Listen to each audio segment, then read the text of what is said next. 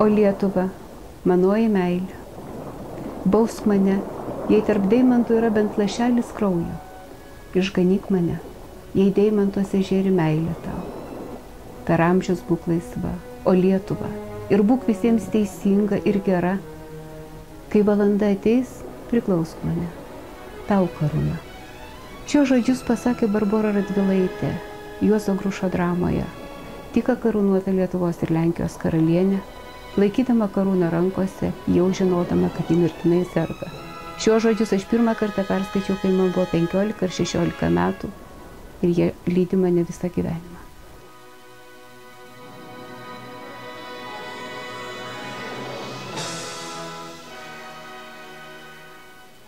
Andrikienė už.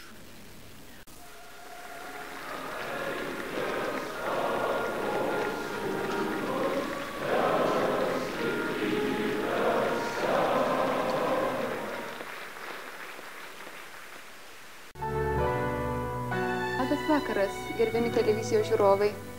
Kaip ir kiekvieną ketvirtadienio vakarą, kviečiame jūs šiandien į Lietuvos Respublikos valstybės studiją.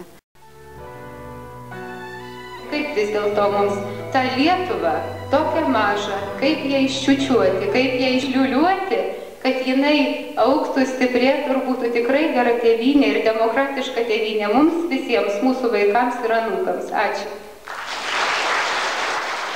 Taip, prašau. Andrikienė, ponė. Taip, deputatė Andrikienė. Politiko populiarumas tai toks labai netvarus dalykas.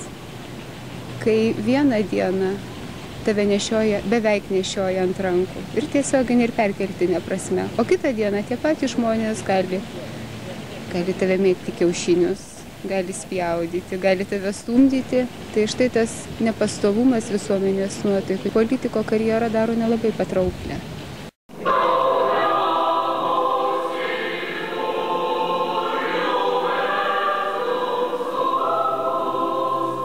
Garbūs svečiai, gerbiami kolegos, mielos studentės, mieli studentai. Šiuo metu aš dirbu Lietuvos Teisės universitete. Esu valstybinio valdymo fakulteto dekanė ir vien mūsų fakultete mokosi daugiau nei 5000 studentų. Tai galit patys jausti, jog esu laiminga ir ne todėl, kad ten daug studentų, bet dėl to, kad tiesiog tai yra jauni žmonės, kurie atėjo į universitetą žinių ir su jais yra gera dirbti ir aš pati jaučiuosi jaunesnė kartu su jais dirbdama ir būdama. The purpose of our project, integrated project, under the title Integrated New Policy Instruments.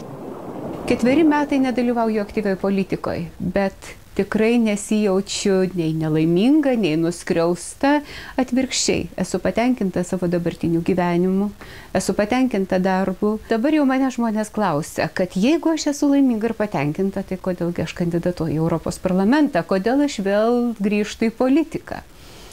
Ir turėčiau pasakyti, kad aš negaliu nekandidatuoti. Lietuva per daug į mane investavo iki šioliai, kad aš galėčiau pamiršti viską, ką moku ir tiesiog nepanaudoti to.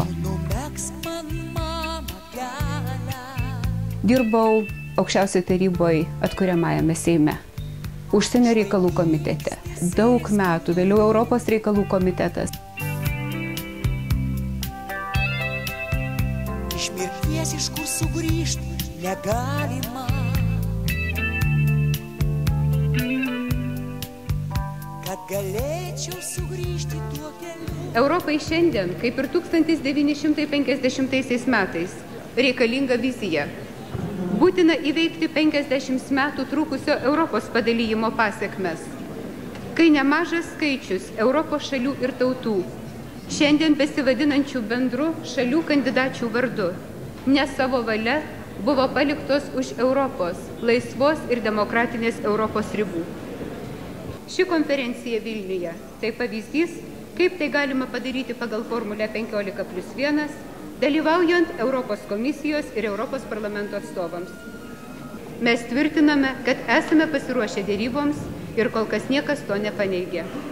Jūsų dalyvavimas čia mums suteikia viltį, kad Lietuvos pozicija bus išgirsta ir tinkamai įvertinta. Ačiū. Liuksemburgo viršūnių susitikime 97 metų pabaigoje buvo pasakyta, jog ne, dėrybos bus pradėtos tik tai su didelė grupė narių. Aš turiu pasakyti, ES po 2 metų pripažino savo neteisingą požiūrį ir neteisingą poziciją. Ir 99 metų pabaigoje buvo pasakyta, pradedam su visom valstybėm likusiom. Taigi, man gaila tų 2 metų, kurių taip šiandien Lietuvai reikėtų. Nes tai, kad kitos šalys dėrėjosi 4 metus, mes visą tai sudėrėjom per 2 metus. Na, jūs pagalvokite, jeigu yra skaudus klausimai, sudėtingi klausimai, kur reikia išsidėrėti Lietuvai palankų rezultatą, patogiau tai daryti, kai daugiau laiko, o ne kai laikas suspaustas ir tu bandai neiškristi iš vežimo.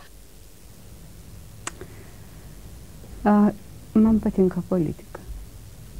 Man iš tiesų patinka politika. Man iš tikrųjų yra įdomu.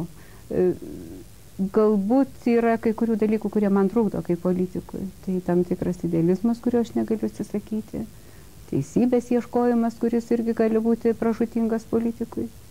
Bet patinka, ji man patinka. Aš negaliu nedalyvauti tuose rinkimuose, nes aš tikrai žinau, kad jeigu reikėtų dirbti Europos parlamente, aš tikrai ten būčiau nenaujokė. Aš žinau ne tik koridorius, aš pažįstu daugybę, kurie ten dirba. Galų gali ir pasitikėjimas su tai žmonėmis sukurtas, kurio irgi nesukursi nei per 1 dieną, nei per savaitę, kitą kartą ir per metus. Tai yra daugelio metų kantrus darbas. 10 naujų atstovų atsiradimas Europos parlamente įrašys į darbotvarkę tokius klausimus. Daugiau pinigų silpnai išsivysčiusioms valstybėms. Kam?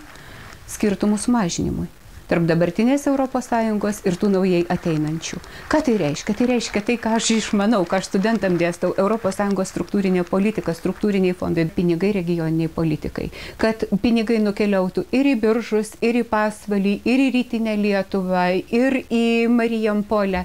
Tiek ekonominė, tiek politinė padėtis Lietuvos kaime nėra gera. Tačiau norint padėtį įvertinti, reikia ją su ko nors palyginti. Štai žiūrint į rytų kaimyną, padėtis kaime būtų patenkinama, bet ne rytų kaimynas mums pavyzdys. Žvelgiant į vakarų šalis, mūsų padėtis bloga, bet nebeviltiška. Norint, kad jį gerėtų, reikia ne tik dirbti ir dar kartą dirbti, bet visų pirma galvoti ir mokytis. Man labai nesvetimo žemės ūkio problemos. Ir ne tik tai šiandien, ne tik tai dabar. Mano disertacija buvo apie žemės ūkį. O dabar, kai Lietuva tapo ES nare, aš norėčiau, kad būtent Lietuvos ūkininkai pajustų narystės ES naudą. Reikės kovoti už pinigus ir išsikovoti juos, ir tuos pinigus, kurie skirti ūkininkams, ir pinigus, kurie skirti verslui, ir pinigus, kurie skirti infrastruktūrai, tai yra keliams ir kitiems panašiems projektams, ir pinigus, kurie skirti mokykloms, universitetams, tai yra mūsų jaunuomeniai. Aš šituose rinkimuose negaliu nekandidatuoti. Tai yra tikrai mano rinkimai. Tai yra dalykai, kur aš išmanau, kur aš jau, kaip sakiau, turiu patyrimą. Bet kaip žmogus labai gerai žinau, kad labai sunku bus palikti namus, gėles ir kad Briuselį tikrai nebus taip gražu kaip Lietuvoje. Ypač gegužį, birželį, kai čia žydi sodai, obelys, vyšnios, kai žydi tulpės. Bet gal taip ir gerai. Kiekvieną ketvirtadienį, pasibaigus posėdžiams, labai norėsiu važiuoti namo. Žmonės būna neprotingi, nelogiški ir egoistiški. Vis dėlto mylėkite juos. Jeigu darote gerą, žmonės jums priskiria egoistinius arba savanaudiškus motyvus. Vis dėlto darykite gerą. Jeigu jums pasisekė, įsigysite netikrų draugų ir tikrų priešų. Tegul jums vis dėlto sekasi. Gerieji jūsų darbai bus užmiršti rytoj. Vis dėlto darykite gerus darbus. Tai, ką jūs kūrėte metais, gali būti sugriauta per trumpą laiką. Vis dėlto kurkite. Atiduodami pasauliui tai, ką turite geriausio, rizikuojate likti nuogi. Vis dėlto duokite tai, ką turite geriausio. Iš motinos Teresės knygos visai paprastas kelias. Tuo keliu pareisiu, pasidėsiu.